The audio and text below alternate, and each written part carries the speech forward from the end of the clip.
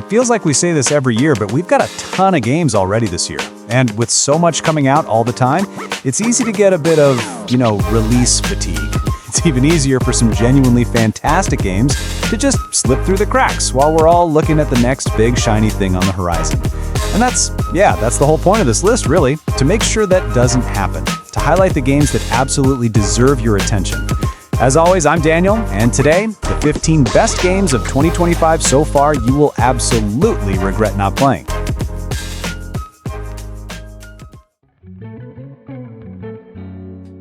All right, kicking things off at number 15 is Hollow Knight Silksong. And also, this isn't a ranked list. It's in no particular order. The numbers are really just for keeping track. So Hollow Knight Silksong, the wait for this game was legendary, right? It became a meme, a myth. But now that it's actually here in our hands, I can confidently say that the wait was absolutely worth it. Team Cherry didn't just make a sequel, they've built upon their masterpiece in ways I didn't even know I wanted. So the premise shifts entirely. You're no longer the silent stoic knight. This time you are Hornet, princess protector of Hallownest, and you are an absolute force of nature. At the start of the game, she's captured, spirited away to this completely new, unfamiliar kingdom called Farloom. And your goal is the exact opposite of the first game. You're not descending into darkness, you're fighting to ascend to a shining citadel at the kingdom's peak to figure out what the heck is going on and why you were brought there. But the real story here is the gameplay. Playing as Hornet just feels transformative. The first thing you notice is the speed and the grace. She's so much faster, so much more acrobatic and fluid than the knight ever was. It's not just a simple speed boost, her entire moveset is built around this incredible sense of momentum. You're dashing, vaulting over enemies, using your silk to grapple and pull yourself across massive gaps, and it feels less like a methodical platformer and more like a beautiful, deadly ballet. And the world of Farloom is designed specifically for this new mobility. The areas are so much more vertical, so much bigger and more sprawling. You get these moments of just flowing through an environment, chaining together moves without ever touching the ground, and it is just sublime. This also completely changes the combat. It's faster, more aggressive. They even reworked the healing mechanic. Instead of stopping to focus, Hornet can instantly use her gathered silk to bind her wounds even in midair, which encourages you to stay in the fight and take risks. On top of all that, they've swapped out the charm system for this really cool crafting system where you create tools and weapons, traps, bombs, new spear types, which adds this whole new layer of strategy to your loadout. Honestly, for a sequel carrying this much insane pent-up hype, to not only meet expectations but to evolve the formula this dramatically and successfully, it's a staggering achievement. It's a must-play.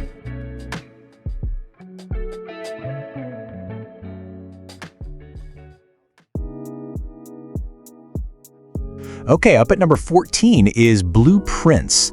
Now this is one of those games that's just not like anything else I've played this year. So the premise is you're the heir to this sprawling, mysterious manor called Mount Holly. To claim your inheritance, you have to find a single hidden room, the mysterious room 46. But here's the hook, the thing that makes this game so special. Every day, the entire layout of the mansion just completely resets and rearranges itself. So the gameplay, it's not a combat game. It's not really a traditional puzzle game either. Think of it like a strategic architectural roguelike. Each day is a run. You start at the entrance, and every time you come to a door, you get to draft the next room from a random selection of cards. You're literally building the floor plan as you explore it. And this is where the strategy comes in because, well, every room has rules. A library might need to be connected to a study, or a bedroom can't be next to a noisy room. You have a limited number of steps each day, and once you run out, the day ends and the manor shifts again.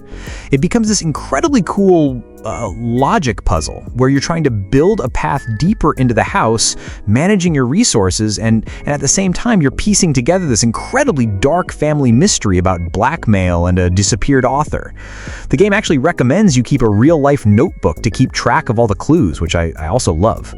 It comes from this indie studio, Dogu Bomb, and I think it's their debut title, which is just wild when you think about it. It has this incredible, sketchy, hand-drawn art style that also nails the moody, gothic atmosphere. Honestly, Blueprints is one of those games I really had a great time playing this year. It's an absolute must-play.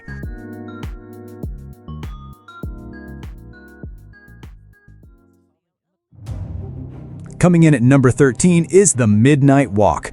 So forget everything you think you know about horror games for a second. This isn't about combat. There is no combat system. This is pure, distilled atmosphere. You awaken as this mysterious figure known only as the Burnt One.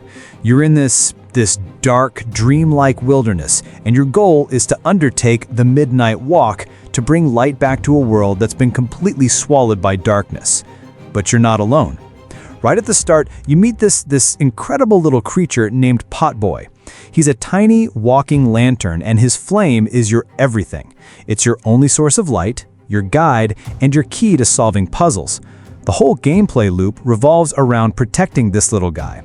Monsters in the dark are drawn to his flame, so you have to be smart. It becomes this incredibly tense game of cat and mouse. You'll use Potboy's flame to light candles, creating safe zones that the creatures won't enter.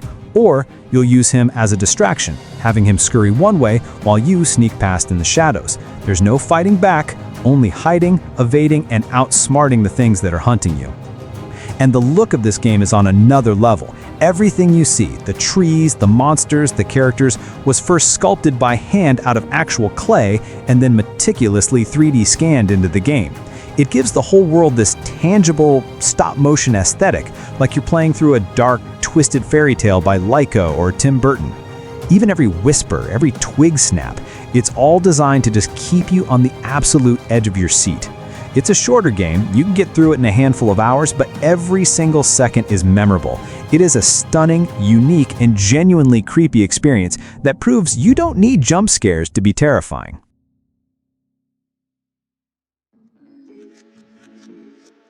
Up next at number 12 is the first Berserker, Kazan. So imagine you're this legendary general, Kazan. You and your best friend, the Archmage Ozma, literally saved the Empire from a berserk dragon. You're heroes, and then the Emperor, out of pure jealousy, frames you for treason. They torture you, sever the tendons in your arms, and leave you for dead in exile. This is a straight-up, brutal revenge story, and you are fueled by nothing but absolute rage. And when I say brutal, I mean the gameplay is vicious. This is a full-on hardcore action RPG. Now, a lot of people are going to call it a Souls-like, and yeah, it has a lot of that DNA. You've got your bonfires, here they're called the Battered Blade Nexus. Stamina management is key, and if you die, you got to get back to your body to recover your lacrima, which is this game's version of Souls. But the developers, Neeple, have been pretty clear that they see this more as a 3D evolution of their other huge game, Dungeon Fighter Online. It is heavy, it's deliberate, and it is so satisfying. This is not a game where you can just mash buttons and win. It's all about timing, about reading enemy patterns, parrying at the last second, and the parry system in this game feels so good. You also have to manage the enemy's stamina bar, breaking their guard to open them up for these huge, brutal attacks. It's a proper get good kind of game, you know?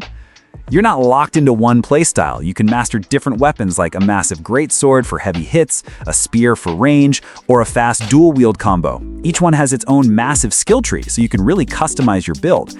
And of course, there's the Berserker part of the title. As you fight, you can possess this incredible power that just lets you go absolutely feral on your enemies. Now, what makes this really interesting is that Kazan is a major character in the Dungeon Fighter Online lore. This game is basically a what-if multiverse story exploring his tragic origin.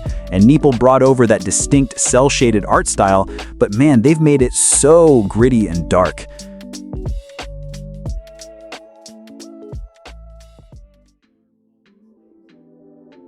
Coming in at number 11 is Mafia: The Old Country. And I gotta say, the first thing, the most important thing, is that they moved away from the big, sprawling, open world of the last game and went back to what made the original Mafia so timeless. This is a straight-up, linear, cinematic story. It's not about clearing a map of icons.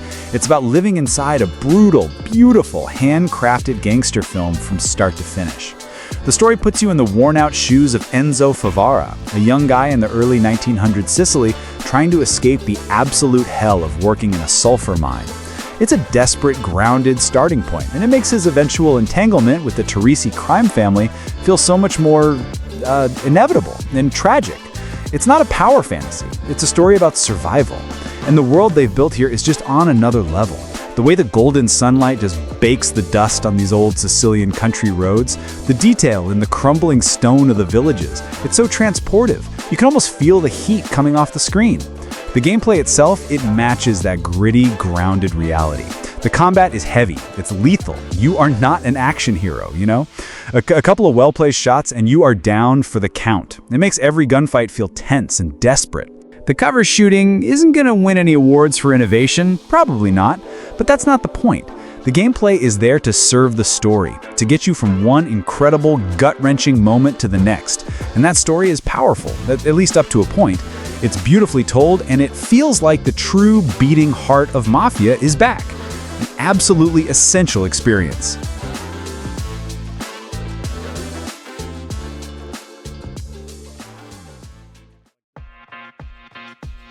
At number 10 is the 100-line Last Defense Academy.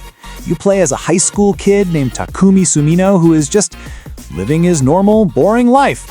Until one day, he and 14 other students are suddenly trapped inside their school, which is transformed into a military fortress called the Last Defense Academy. And this disembodied voice comes on and is basically like, "Welcome! Alien monsters are going to attack this school every day for 100 days. If the school is destroyed, you all are gonna die. Have fun." It's just delightfully unhinged. And the gameplay is this fascinating hybrid. Half of the game is a pretty deep, tactical, turn-based RPG. During the attack phases, you're commanding your squad of students on a grid, desperately trying to fend off waves of these bizarre creatures called school invaders. It's like a high-stakes game of chess where every move could mean losing a chunk of your school, and by extension, your life. You're not just fighting the win, you're fighting to survive until the clock runs out. But then, when the fighting is over for the day, it becomes a whole other game. You get to just live your life in the academy. You explore the school, you talk to the other 14 students, you build relationships, uncover their backstories, their secrets. It's got that classic Persona-like loop. And the two halves are so beautifully connected. The stronger your bonds are with your classmates, the more effective they become in battle. It gives every single conversation, every choice you make, this real sense of weight. You're not just grinding for stats, you're fighting for your friends. The creators of this game are Kazutaka Kodakaka and Kotaro Uchikoshi. If those names mean anything to you, you're probably already sold. We're talking about the masterminds behind Danganronpa and the Zero Escape series. These guys are the undisputed kings of despair, of putting characters you love through absolute hell, and of crafting the most insane out-of-left-field plot twists you will ever see. So yeah, you go in knowing this isn't just a simple story about saving the school. There are layers of mystery here. Why are they trapped? Who are the invaders? Who is Takumi really? It's this incredible mix of high-stakes tactical combat and that signature brand of heart-wrenching, mind-bending storytelling that only these two can deliver.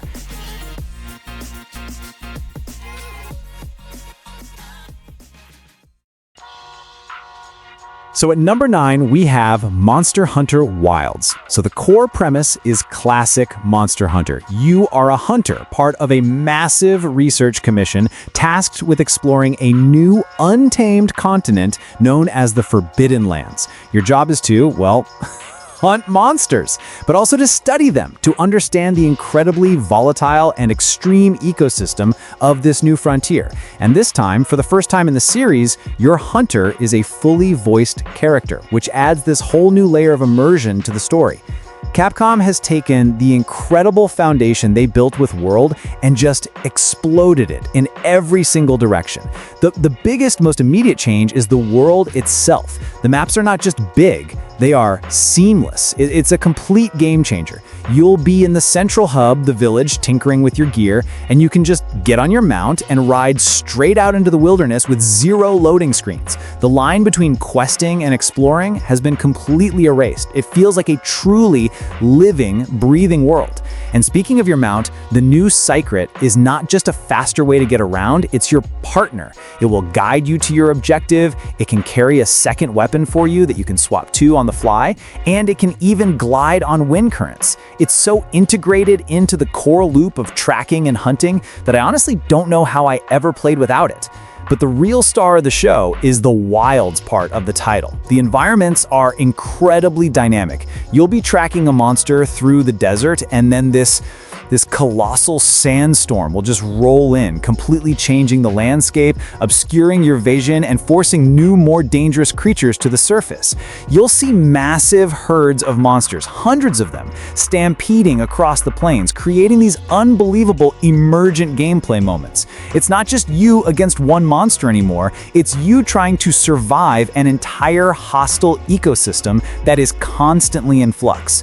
The combat is still that tight, deliberate, and deeply satisfying loop of preparation, execution, and reward that we all love, but it feels more fluid. They've added a new focus mode that lets you target specific weak points on a monster with more precision, which is a great addition for both veterans and newcomers. Honestly, if Monster Hunter World was the game that opened the door for millions of new players, Wilds is blowing the entire wall off the hinges. It is bigger, more dynamic, more immersive, and just more epic in every conceivable way.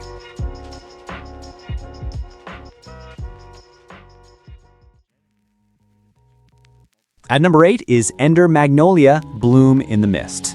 So if you played the first game, Ender Lilies, you'll feel right at home here, but this is a whole new story in a different part of the same world.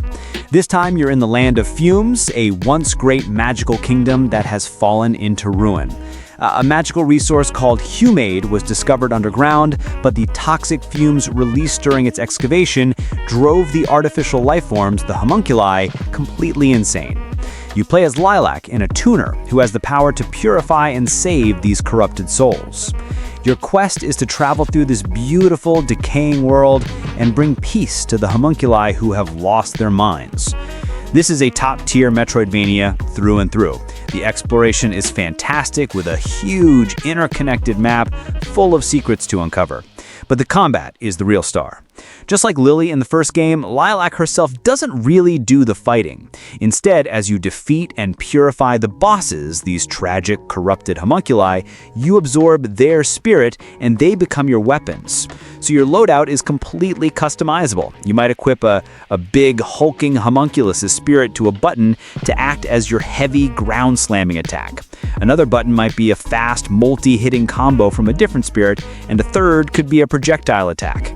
It's this incredible system of collecting the souls of your enemies and turning them into your allies and abilities. It encourages so much experimentation to find the combination that works for you. The movement is smoother, the platforming feels a bit tighter, which is a fantastic quality of life improvement. That beautiful, melancholic, hand-drawn art style is back and is more detailed than ever. It perfectly captures the feeling of wandering through a beautiful world that has suffered a terrible tragedy. They haven't tried to reinvent the wheel here, they've polished it to a mirror shine. If you love a good Metroidvania with a ton of heart, incredible art, and a story that will probably break you a little bit, this is an absolute must-play.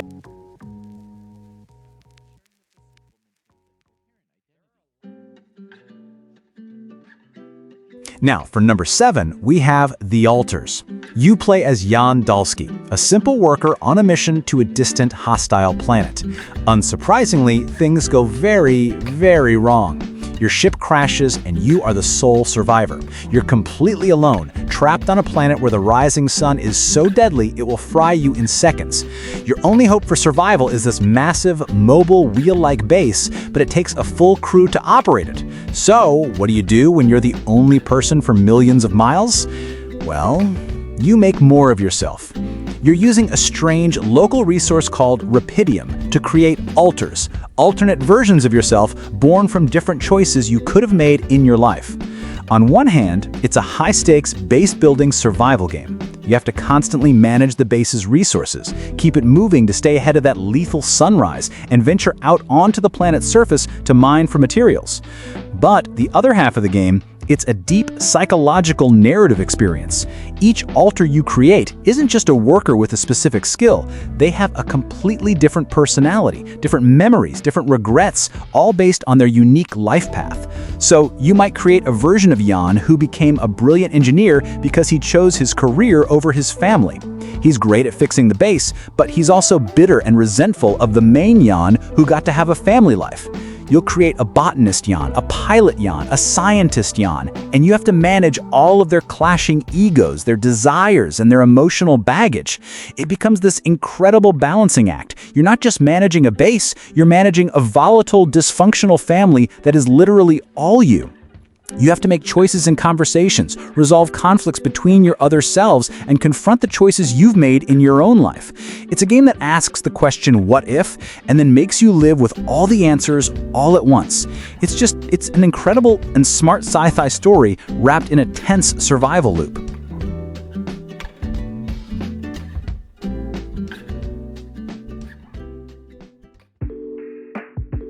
Coming in at number 6 is Split Fiction. So the premise is pure genius. You and a partner play as Mio Hudson and Zoe Foster, two unpublished authors who are complete polar opposites. Mio is a reserved, realist sci-fi writer who dreams up neon-lit cyberpunk cities and cold, hard technology. Zoe is an optimistic, charismatic fantasy author, her head filled with magical forests, trolls, and dragons. They get lured to a shady publishing house that promises to bring their stories to life, but it's a trap. They're hooked into a machine designed to steal their ideas, and they end up trapped in a shared simulation where their worlds have violently collided. And even the gameplay, it is just a relentless, joyful explosion of creativity. This is a game you can only play in split-screen co-op because you and your partner are constantly in two different versions of the same space, forced to communicate. Mio will be navigating a futuristic weapons plant, while Zoe is in an enchanted forest, and you have to work together to solve puzzles that span both realities. The sheer variety is it's insane. One minute you're taming dragons that grow from eggs into full-size mounts you could fly around on. The next, you're controlling magnetized ball droids that can combine into powerful exosuits. You'll be escaping a sun, going supernova, fighting cyber ninjas, having a dance battle with a monkey. It is just one what the hell moment after another, and every single mechanic is polished to perfection. But beneath all the glorious, chaotic gameplay, it's a story with real heart. It's about these two total strangers, these two clashing creative minds, learning to rely on and trust each other to survive. Joseph Fares, the director, even named the characters after his own daughters, so you know there's a personal touch there. It's brilliant, it's hilarious, it's constantly surprising, and it is the best co-op experience you can have this year.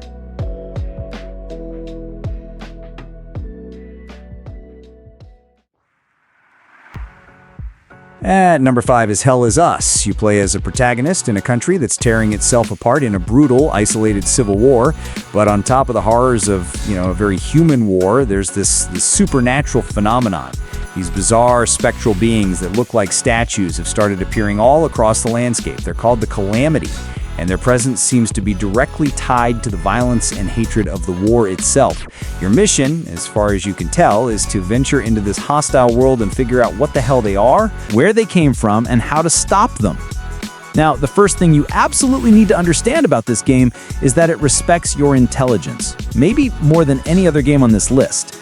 It does not hold your hand at all. There is no map, there is no HUD flashing with objective markers, there's no quest log telling you where to go next.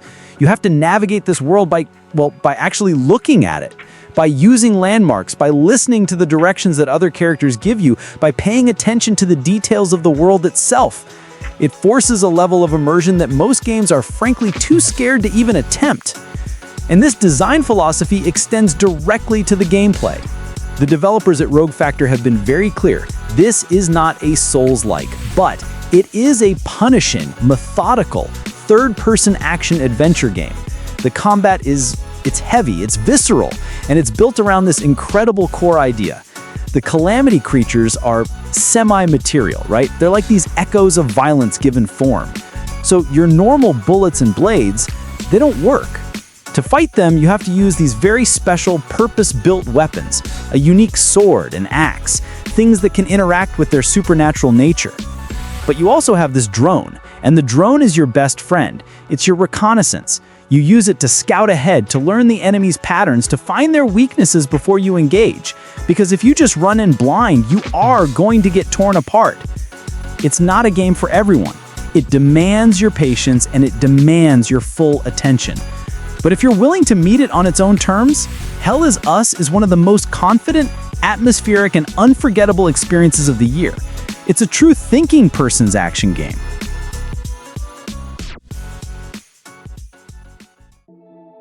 Next up at number 4 is Kingdom Come: Deliverance 2. So, if you played the first game, you know the deal. This is not a fantasy RPG. There are no dragons, no magic, no chosen one prophecies. There is just mud, steel, and the harsh, brutal reality of medieval life. You are once again playing as Henry of Skalitz, but this is a very different Henry. He's not that kid from the start of the first game anymore, the one who couldn't even read or hold a sword properly. Now, this is Henry on a mission. The story picks up right where the first one left off, continuing his quest for revenge against those who burned his village and murdered his parents, all set against the epic backdrop of the Hussite Wars and the political turmoil between King Sigismund and Wenceslas IV. The world is the first thing that hits you. It is massive. We're talking 2 new maps that are, combined, roughly twice the size of the originals. You'll be exploring the beautiful silver city of Kuttenberg, one of the wealthiest cities in Europe at the time, and the rugged, natural paradise of Trotsky. And these places feel so much more alive. The cities are bustling with people. The countryside is teeming with bandits and trouble.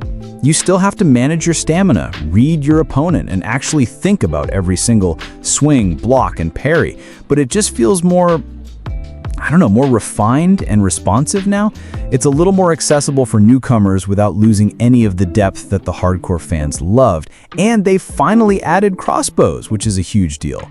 But it's still a true RPG at its core. You still have to eat, you still have to sleep, your reputation matters. If you're seen stealing in a town, people will remember it. If you walk around with blood on your sword, guards will stop you and question you. It's that dedication to immersion, that commitment to making you feel like you are just this normal guy trying to survive in this incredibly detailed historical sandbox that makes this series so special.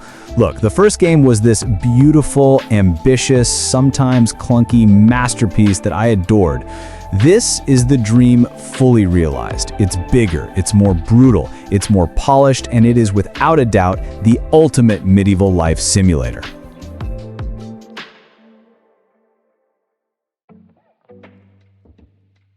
So up next at number 3 is Doom: The Dark Ages. This isn't a sequel to Eternal. This is a prequel. This is the origin story. This is the third installment in the modern saga, but it's chronologically the very first chapter. This is the story of how the Doomslayer became the Doomslayer. It's set in this brutal, medieval, dark fantasy world. You're not a space marine fighting for the UAC. You're this legendary warrior, the last hope for a kingdom of gods and kings, standing against the hordes of hell.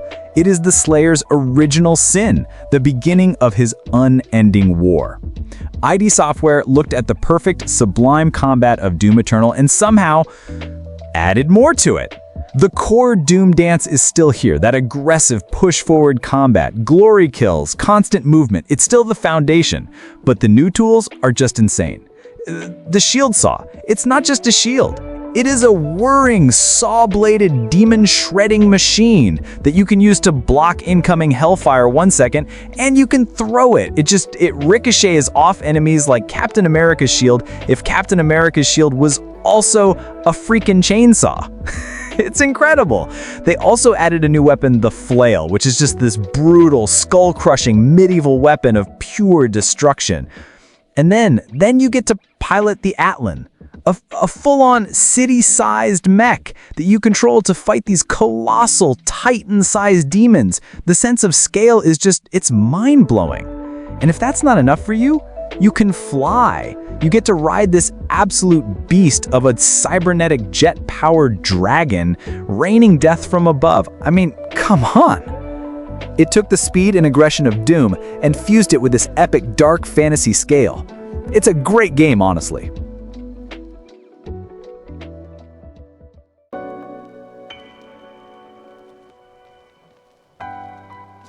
Moving on to number 2 is Death Stranding 2 on the Beach.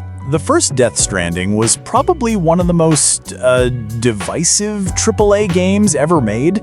There was no in between.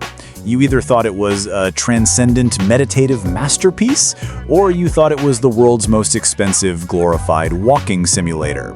Hideo Kojima didn't just make a game, he tried to invent a whole new genre, the Strand game. And a lot of people they weren't ready for it. Well, he did it again, and it is bigger, weirder, and even more ambitious. The story picks up after the first game. You're once again playing as Sam Porter Bridges, but he's older now, a bit more grizzled. He's no longer working for Bridges. Instead, he's been recruited by a new private organization called Drawbridge. And his mission? It's the same, but different. He's not just reconnecting the United States, his goal is to expand the chiral network outside of the UCA, starting with Mexico to continue uniting humanity. Of course, this being a Kojima game, he's joined by Fragile, who is not entirely human anymore, and a weird sentient puppet that looks like it's straight out of a horror movie? Yeah, it's a Kojima game, all right. And the gameplay is an evolution of everything from the first game. The core loop of traversal, of planning your route, managing your cargo, and contributing to a world that other players share, that's all still there. But the on the beach part of the title seems to be the key. The world isn't just a static obstacle course anymore, it's actively trying to kill you with extreme dynamic weather. The biggest new addition is the Magellan, this massive submersible ship that acts as your mobile base of operations. This completely changes the structure. You're not just going from one safe house to the next, you're launching expeditions from your own headquarters into these hostile new lands. I really don't think this game converted the people who hated the first one. But for those of us who connected with it, who found the beauty in its solitude and its strange, hopeful message, this looks like everything we could have possibly wanted and more.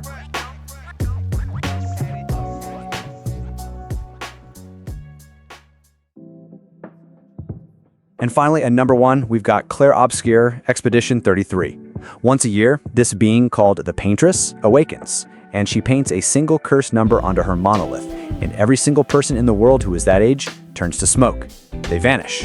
And now, the Paintress is about to wake up and paint the number 33, so you join Expedition 33. This desperate one-way suicide mission to hunt down the Paintress and kill her before she can paint again. It's a story that starts with a 1-year death clock ticking over every single character's head. It's a turn-based RPG, but it is so much more than that. The developers, Sandfall Interactive, are calling it reactive turn-based combat, and it is a complete game changer. Think something like Lost Odyssey. You're not just selecting attack from a menu and watching an animation play out. When an enemy attacks you, you can actively dodge, block, or parry in real time with a timed button press, completely negating the damage and opening them up for a counter. You can use a free aim system to target specific weak points on an enemy's body. It completely closes the gap between turn-based strategy and real-time action. It makes every single turn, both yours and the enemy's, this super engaging white-knuckle experience where you are always switched on, always participating. You're building up combos, swapping between party members with unique abilities. It is just so fluid, so smart, and so incredibly satisfying. And the world is breathtaking.